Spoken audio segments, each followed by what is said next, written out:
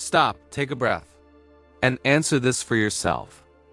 Do you feel a visceral contempt for a person who crosses your path? Someone you've never even met before? Do you flood your thoughts with criticism, accusations, and judgments the moment you see someone wearing an outfit you despise? In those moments, you believe you are occupying the moral high ground. You believe you are analyzing flaws that, fortunately, you don't possess. It feels comfortable to be in that position. It feels safe.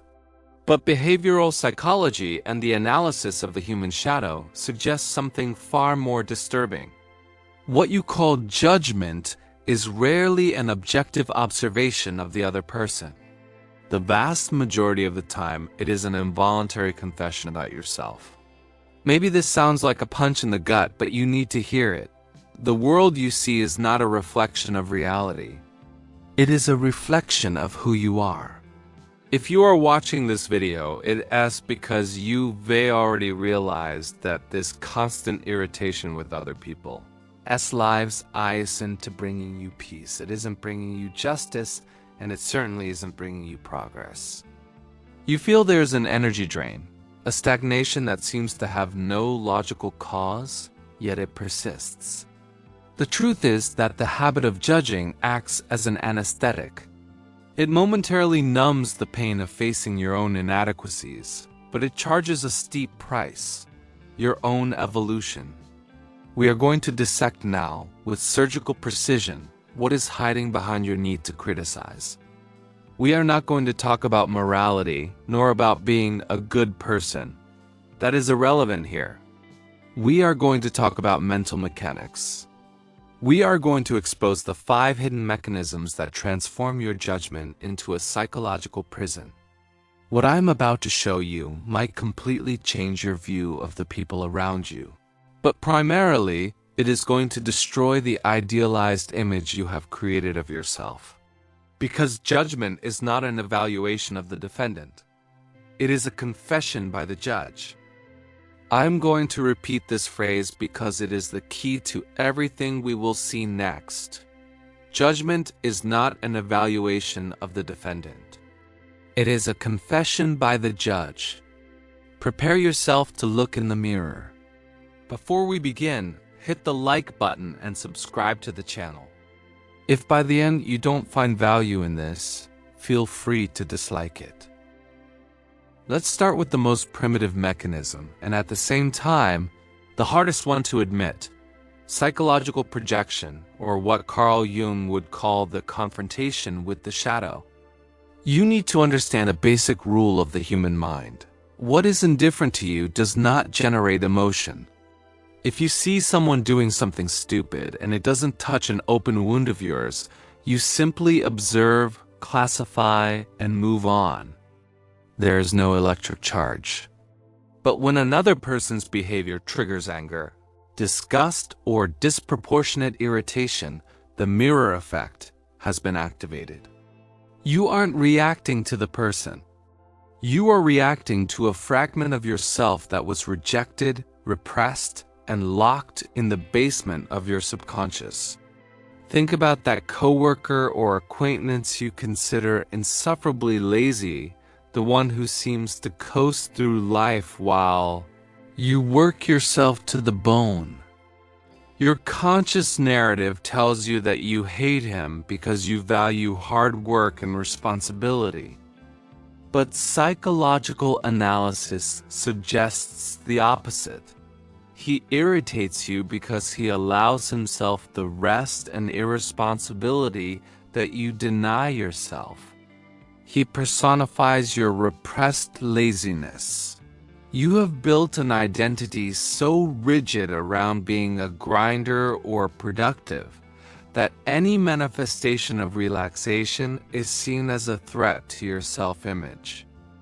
By attacking his laziness, you are actually attempting to beat into submission your own hidden desire to quit.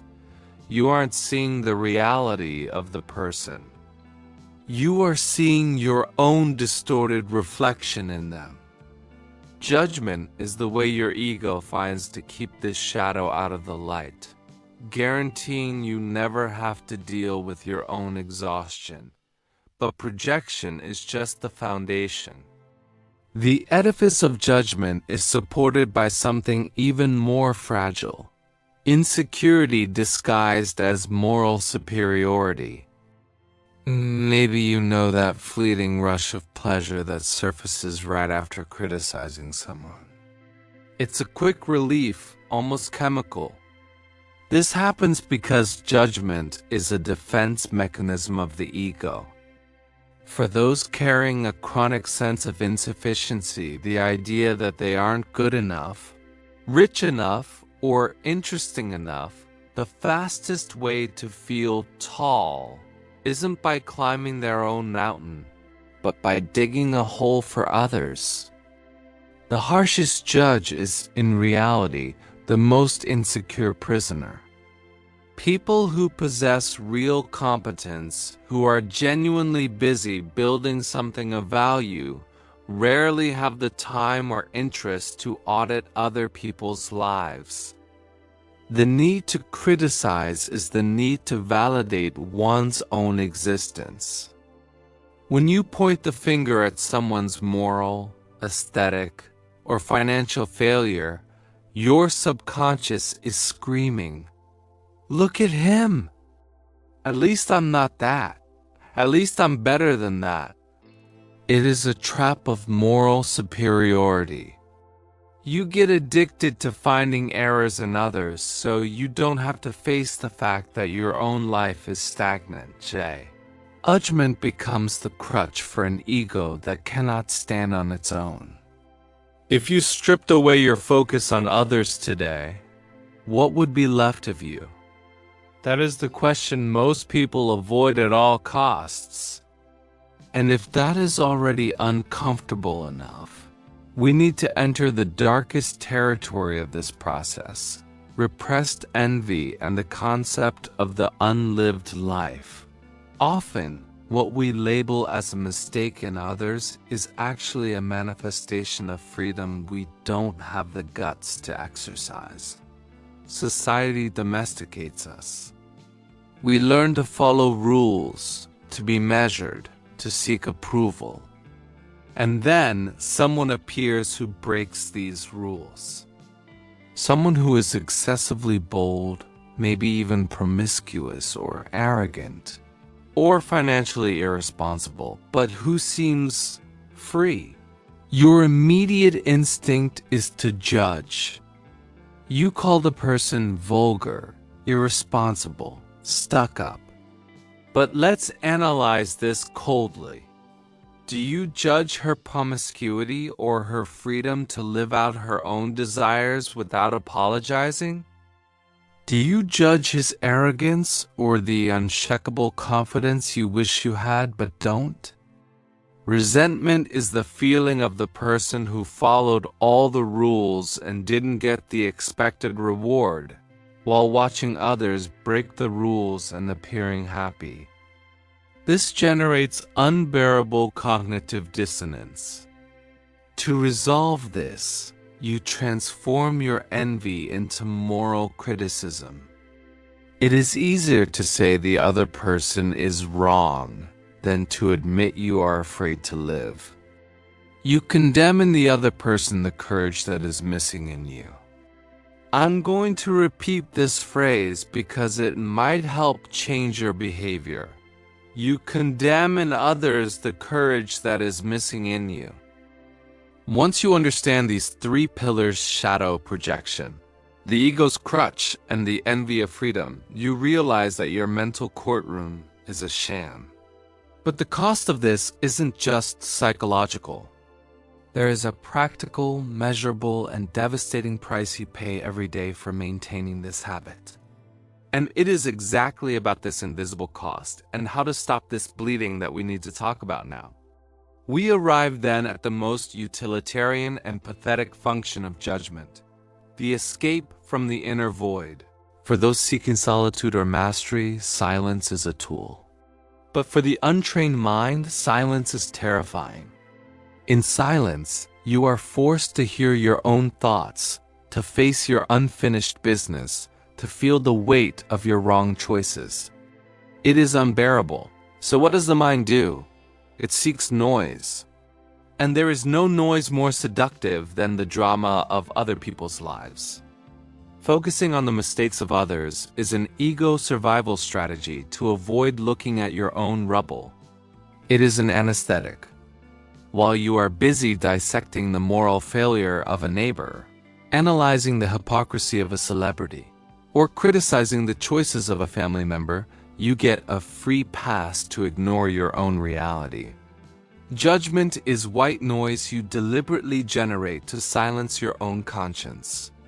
It is a distraction from your own mediocrity.